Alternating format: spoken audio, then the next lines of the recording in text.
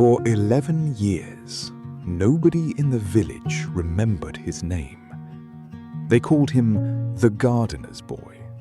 Nothing more. He wasn't bullied. He wasn't hated. He was something quieter and somehow worse. He was invisible. But the day he stopped waiting for them to notice him was the exact day his whole life changed. His name was Milo, 12 years old. He lived on the edge of the village, where his father tended a small garden that nobody visited. At school, the other kids talked about their father's shops, their family's land, their big painted houses. When it was Milo's turn to speak, the teacher would sometimes forget to even call his name. He'd raise his hand and lower it again, unnoticed. Every day, Milo walked home past the same rows of houses, past the same neighbors who nodded at everyone but him. And every day, he asked his father the same question. Why doesn't anyone see us? His father, kneeling in the dirt with soil under his fingernails, never stopped working while he answered. They will, he'd say, eventually. But that's not up to us. Milo didn't understand. He didn't want eventually. He wanted to be seen now. So Milo tried everything he could think of. He started talking louder in class, answering questions before anyone else could. The other kids just talked over him. At the village festival, he wore his one good shirt, the only nice thing he owned, hoping someone might finally look his way. Nobody did. He even bragged once about a harvest that hadn't happened yet, describing tomatoes the size of fists, a garden bigger than anyone had ever grown. People laughed. Not with him, at him. Every attempt left him a little more exhausted, a little more ashamed, a little more convinced that something was simply wrong with him. One night, long after his father had gone to sleep, Milo sat alone by the garden gate, crying quietly into his knees. His father found him there and sat down without a word. I've tried everything, Milo finally said. Nothing works. Nobody sees me. Nobody ever will.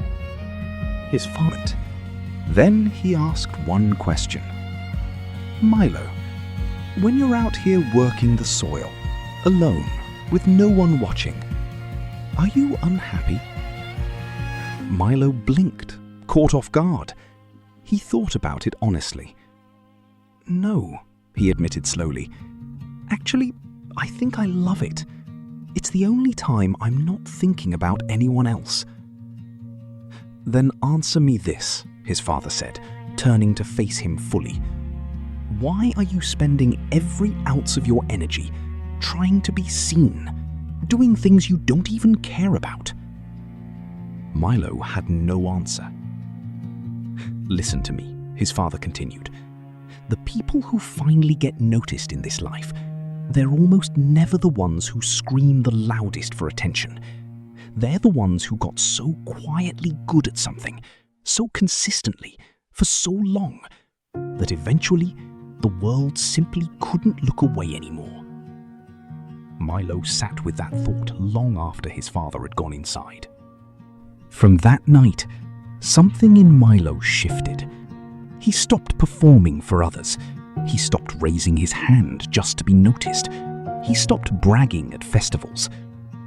Instead, every single morning before school and every evening after, he worked the garden. Not for anyone watching, but simply because, for the first time, he allowed himself to enjoy it. Week 1, nothing changed. The garden looked the same. Nobody noticed. He almost quit twice. Month 1. His tomatoes had grown redder and fuller than any he'd seen before. Still, nobody said a single word. Month 3. a travelling merchant passing through stopped at their gate, stunned by the size and colour of the harvest. He bought every single vegetable on the spot, paying more than Milo's father had made in a season. Month 6. People began walking out of their way on purpose, not to see Milo, to see the boys' garden, as they now called it, a name that quietly, finally, included him. By Harvest Festival, an entire year later, the mayor himself stood at their gate and asked Milo to speak in front of the whole village about how he'd grown something so remarkable. Milo stood in front of every person who had once forgotten his name, and for the first time in his life, he wasn't nervous. He didn't need them to notice him anymore. Somewhere along the way,